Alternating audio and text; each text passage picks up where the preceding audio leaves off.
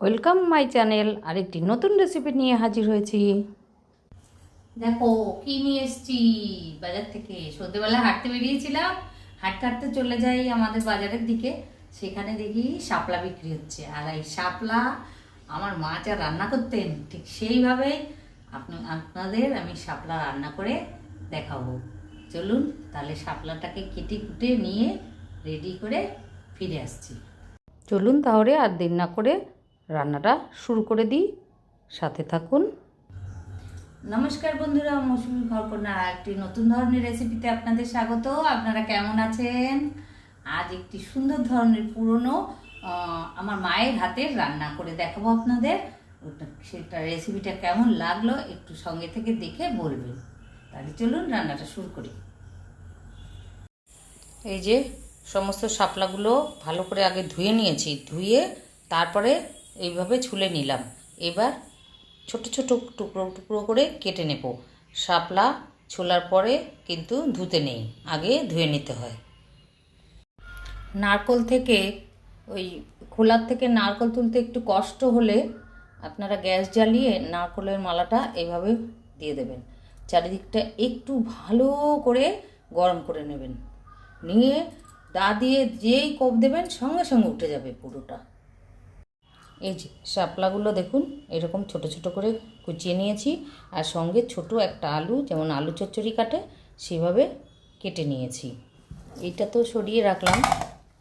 আপনারা এই যে শাপলার ফুল এগুলো কিন্তু ফেলে দেবেন না, কারণ এগুলো এই সবুজটা ফেলে দিয়ে এগুলো ছাড়িয়ে চালের গুঁড়ো, বেসন বা ডাল বেটে বড়া করলে কিন্তু দারুণ লাগে খেতে।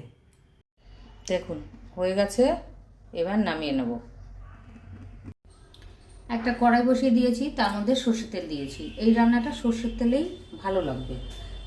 আর এখানে দেখুন নিয়েছি একটা তেজপাতা, একটা শুকনো লঙ্কা মাঝখান দিয়ে একটু ফাটিয়ে নিয়েছি, নাহলে ফাটবে তেলে দিলে, আর সাদা জিরে, এই তিনটে দিয়ে দেবো। ফোড়নটা একটু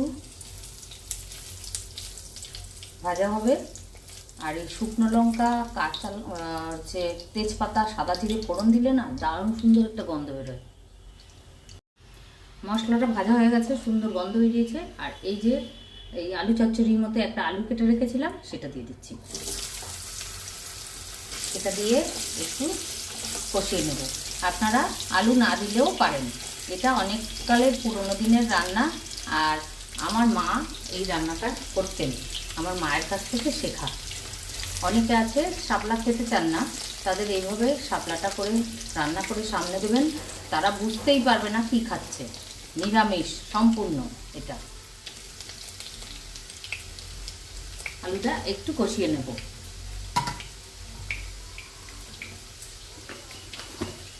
দিয়ে দেবো অল্প একটু হলুদ।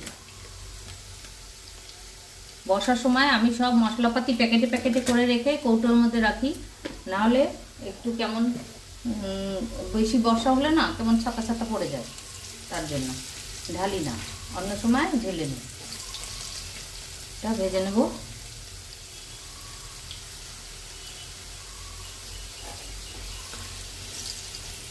এই রান্নাটা নিরামিষের দিন আপনারা করে খেয়ে দেখবেন।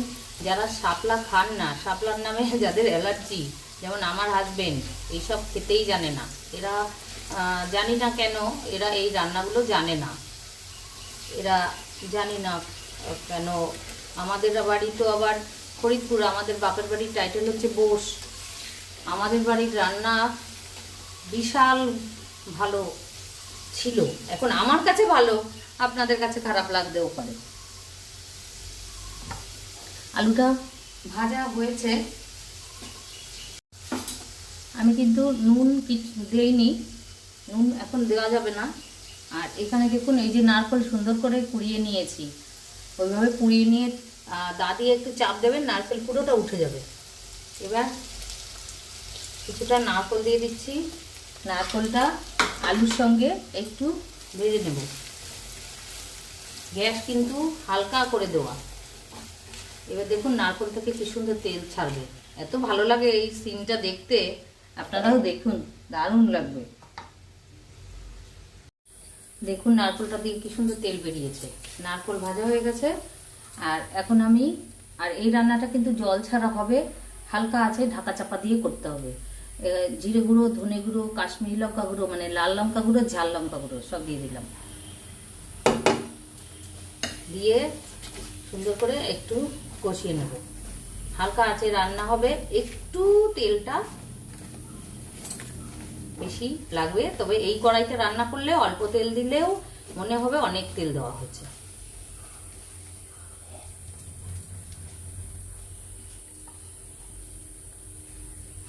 এবার এটাকে সুন্দর করে একটু কষিয়ে নেব। দেখুন মশলাটা আমার কিন্তু ভাজা হয়ে গেছে, তেল ছেড়ে দিয়েছে।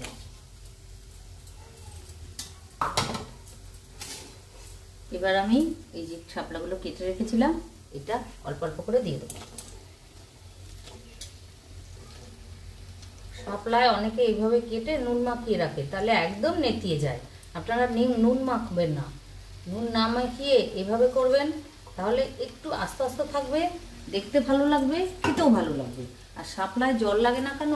এই শাপলা হচ্ছে জলজ উদ্ভিদ, এমনি শাপলার মধ্যে সবসময় জলের মধ্যে থাকে, তাই শাপলার ভিতরে না এই যে দেখুন ছিদ্রগুলো আছে, এই যে দেখাতে পাচ্ছি এই ছিদ্রগুলো আছে না, এই ছিদ্রগুলোর মধ্যে জল থাকে, তার জন্য এই দেখুন চাপ দিলে জল বেরোবে। তাই শাপলা উনুনে দিলেই জল ছাড়তে আরম্ভ করে, তারপরে যদি নুন পড়ে। এইভাবে হালকা আছে সুন্দর করে কষিয়ে নিয়ে শেষে আমি লবণটা ইউজ করব। এভাবে নারকেল দিয়ে আর এইভাবে মশলা দিয়ে আপনারা শাপলা রান্না করে খেয়ে দেখবেন বন্ধুরা, সত্যি অসাধারণ লাগে।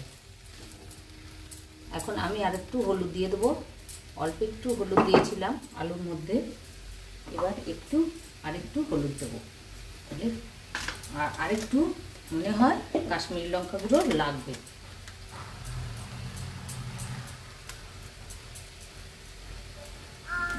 আর দেবো না।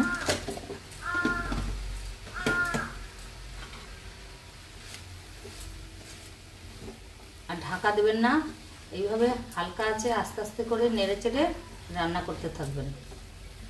ঢাকা দিলে কিন্তু জল বেরিয়ে যাবে, আর শাপলা দিয়ে জল বেরোলে সেই জল টানাতে গিয়ে শাপলা কিন্তু হয়ে যাবে, টক হয়ে যাবে। শাপলা বেশি রান্না করলে টক হয়ে যায়। দেখবেন এখনই কেমন জল বেরোবে, দেখুন কেমন নরম হয়ে গেছে। আমি ঢাকা দিইনি কিন্তু, কারণ এই মশলার ইসের মধ্যে আলুর মধ্যে অল্প এই মশলাগুলোর সঙ্গে কষাতে কষাতে এরকম নরম হয়ে যাবে, কারণ শাপলা নিজেই জল ছাড়ে, লাউ কুমড়োর মতো শাপলা জল ছাড়ে। এবার আমি এই যে লবণ দিয়ে দিচ্ছি। এবার একটু আঁচটা বাড়িয়ে দিলাম, কারণ এবারই আরও জল ছাড়বে, তার জন্য। শাপলা জল দিয়ে রান্না করতে নেই, কারণ শাপলার নিজেরই অনেক জল আছে শাপলার ভিতরে। এভাবে নাড়িয়ে চাড়িয়ে হালকা আছে কষাতে কষাতে এটা আমি আজকে রাঁধছি শাপলা ঘন্ট। আপনারা এইভাবে খেয়েছেন কিনা একটু জানাবেন। এটা আমার মায়ের কাছ থেকে আমি শিখেছি। আমার মা এই রান্নাটা দারুণ করতেন। মায়ের হাতের সেই স্বাদ, সেই গন্ধ কিছুই পাই না এখন, কিন্তু মা এত কিছু মশলাপাতিও ইউজ করতেন না, তখন বাটা মশলায় করতেন। যাই হোক, সেই স্বাদ গন্ধ পাই না। এসব রান্না, পুরনো রান্না খেতে গেলে তখন ছোটোবেলার কথা মনে পড়ে যায়। এবার দিয়ে দেবো বাতাসা গুঁড়ো, আপনারা চিনির গুঁড়ো দেবেন, গুঁড়োর গুঁড়োও দিতে পারেন। এবার আসবে আসল স্বাদ। নিরামিষ রান্না একটু মিষ্টি না দিলে ভালো লাগে না। আমার রান্নাটা প্রায় শেষের দিকে, দেখেছেন শাপলাগুলো কি সুন্দর আস্তে আস্তে আছে, ঘন্ট হয়ে যায়নি। শাপলা রান্না আমার প্রায় শেষ। দেখুন তেল ছেড়ে দিয়েছে, দেখতে দারুণ হয়েছে, কালারও দারুণ হয়েছে। নিরামিষের দিন এরকম একটা সবজির তরকারি থাকলে আহা দারুণ লাগবে। এটা শুধুও খাওয়া যাবে, রুটি পরোটা লুচি সবের সঙ্গে খাওয়া যাবে, ডালের পাতে ভাত দিয়ে খাওয়া যাবে, আবার শুধু ভাত দিয়ে মেখেও খাওয়া যাবে। এবার একটু গরম মশলার গুঁড়ো দিয়েছি, এটা আপনারা অপশনাল দিতেও পারেন, না দিতেও পারেন, সুন্দর একটা গন্ধ বেরোবে তার জন্য দিলাম। দেখুন আমার রান্না শেষ। এবার একটু ঠান্ডা হলে আমি নামিয়ে নিয়ে দেখাচ্ছি। দেখুন কেমন হয়েছে আমার শাপলা। এভাবে করে খেয়ে দেখবেন, অসাধারণ লাগবে খেতে। হ্যাঁ, আপনারা এর আগে এভাবে খেয়েছেন কি না জানাবেন। তো আমার রেসিপি কেমন লাগলো, যদি কোথাও ভালো লাগে তাহলে নতুন বন্ধুরা যারা এখনও আমার পেজটিকে সাবস্ক্রাইব করনি তারা আমার পেজটিকে সাবস্ক্রাইব করে আমার পাশে থাকবে, আমিও তোমাদের পাশে থাকব। আর পুরনো বন্ধুদের অসংখ্য ধন্যবাদ।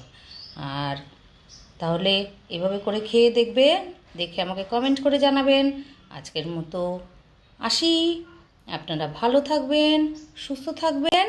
আবার একটি নতুন রেসিপি নিয়ে আমি ফিরে আসব। রেসিপিটি কেমন লাগলো একটু কমেন্ট করে জানাবেন। আর পুরনো বন্ধুরা আমার পাশে যেমন আছেন তেমন থাকবেন। আর নতুন বন্ধুরা যারা আমাকে এখনো ফলো করেননি, সাবস্ক্রাইব করেননি, তারা আমার পেজ মৌসুমী ঘরকন্যা চ্যানেলটিকে সাবস্ক্রাইব করে আমার পাশে থাকবেন। আর ফেসবুক থেকে যারা দেখতে পাচ্ছেন তারা আমার মৌসুমী ঘরকন্যা চ্যানেলটিকে ফলো করে আমার পাশে থাকবেন।